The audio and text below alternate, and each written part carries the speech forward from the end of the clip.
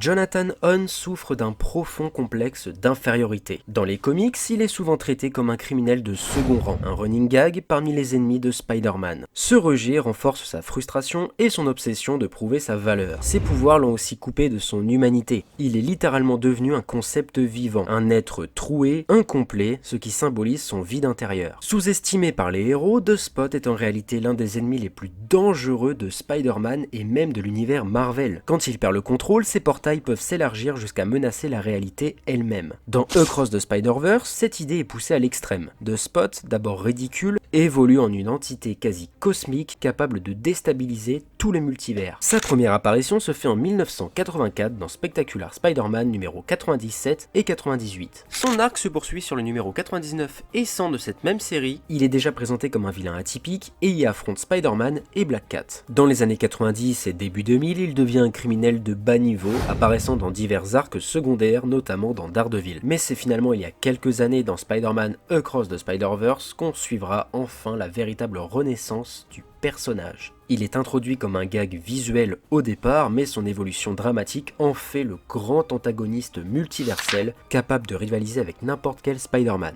Le personnage a vraiment un glow-up de fou au sein de ce film, et en devient terrifiant, nous laissant sur un véritable cliffhanger et nous poussant à avoir envie de découvrir cette suite qui met beaucoup trop de temps à sortir. The Spot apparaît aussi dans la série animée Spider-Man des années 90. Dans cette adaptation, il conserve ses origines scientifiques et son lien avec le caïd. Il est représenté comme un personnage plus sérieux, mais toujours tiraillé entre l'homme de science et le criminel. Cette version a marqué les spectateurs de l'époque car elle montrait déjà que The Spot n'était pas seulement un gag, c'était un ennemi capable de donner du fil à retordre à Spider-Man avec des pouvoirs difficiles à contrer. Dans les comics, c'est surtout un vilain de série B comme vous avez pu le voir. Il est sous-estimé, utilisé parfois pour l'humour, mais possédant un pouvoir aux conséquences potentiellement infinies, mais qui n'ont jamais véritablement été exploitées. Dans l'univers animé Spider-Verse, c'est un ennemi majeur, revalorisé, qui illustre parfaitement l'idée du méchant qu'on ne prend pas au sérieux jusqu'à ce qu'il détruise tout.